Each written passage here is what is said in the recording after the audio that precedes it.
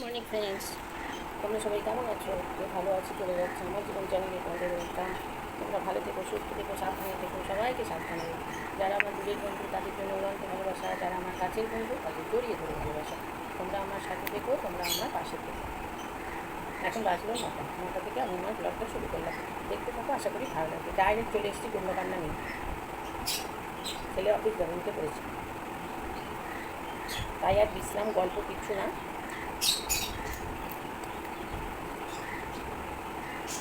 চলো, আজকে তো স্যাটারডে, মাছ মাংসের কোনো গল্প নেই। দেখতে থাকুন কী রান্নাবান্না করি, সারাদিনের অ্যাক্টিভিটি সবটা দেখো। মুড়ি, আলু চচ্চড়ি, শশা, এখানে কেটে রেখেছি পেঁপে, গাজর, আলু, এখানে কেটেছি ডাঁটা, বললাম আজ স্যাটারডে। আর এখানে লাল শাক, আর এই যে এখানে কাঁকরোল, আর হচ্ছে শাকটা একটু বেশি করে ধুতে হবে, জানো তো বন্ধুরা, দুবার করে ধুতে হবে আর কি।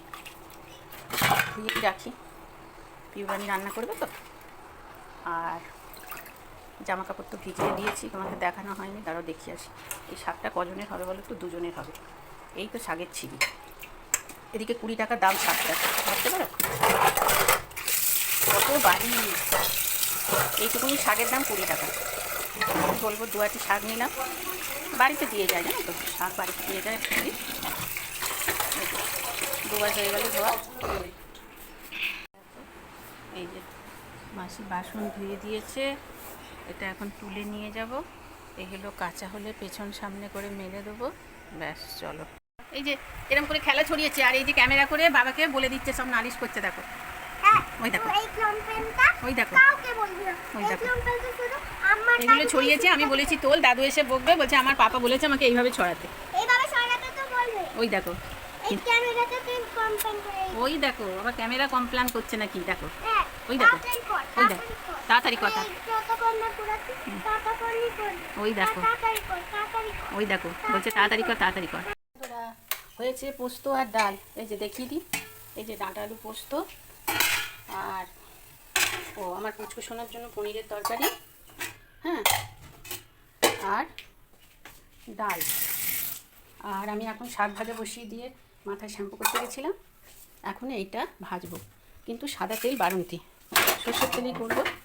হ্যাঁ রাখো, আমি ভাবছি এত দেরি হচ্ছে কেন। দেখেছি ফুচকা খাবো বলে রেখেছি।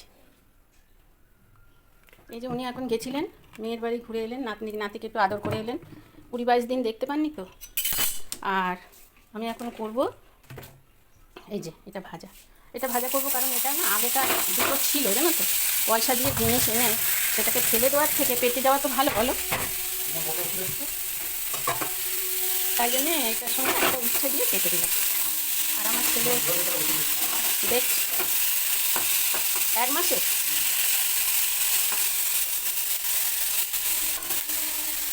এটা হতে থাক, এটা জলটা একটু মরুক, তারপর আমি আসছি, ওষুধটা দেখে আসি।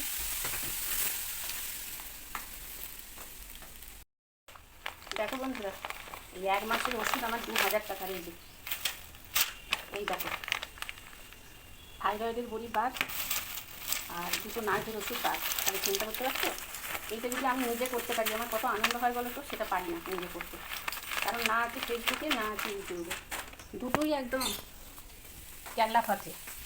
কী বলবো বলো, ওই জন্যই ঘেন্না করে করতে, তবুও করছি শেষ চেষ্টা।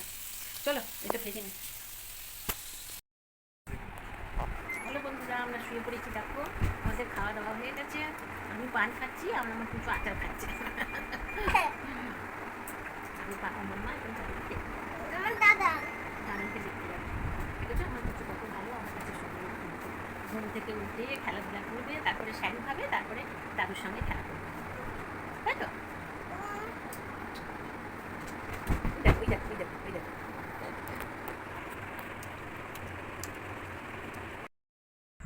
হ্যালো বন্ধুরা, ঘড়িতে এখন 15:10। সন্ধ্যাবেলায় তোমাদের সঙ্গে আসতে পারিনি, সেটার আবার ব্যাপার আছে।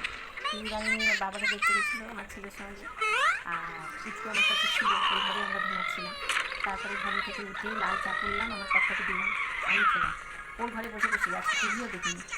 আর দিয়ে তারপরে সন্ধে জ্বালতে গেলাম, সন্ধে জেলে এলাম, কতগুলো কাজ চিন্তা করে। সন্ধে জেলে এলাম, এসে বাসন তুললাম, বাসন তুলে আবার পুচকুর কাছে চলে গেলাম। তারপরে 8 ঘন্টা মতো বসলাম, বসে ওকে শাড়ি খাওয়াবো বলে উঠলাম, উঠে দেখছি কি ফুচকার গাড়ির আওয়াজ। তো আমার কর্তাও বলে মনে করিয়ে দিয়েছিল যে 20 টাকা ওষুধের ব্যাগে আছে, তোমার মনে নেই? আমি বললাম না, ফুচকা খাবো বলে রেখেছি। তো যাই হোক, তরাম করে গেলাম, ফুচকা আর খেলাম না, ওই চুরমুর খেলাম। বললাম 10 টাকা দিতে, 10 টাকার আমার মতো ঠিক আছে এইটুকু, কিন্তু না, বললো 30 টাকা ছাড়া হয় না, এবং 20 টাকা করে রাখলাম দিই। তো ওটা খেয়ে নিয়েছি।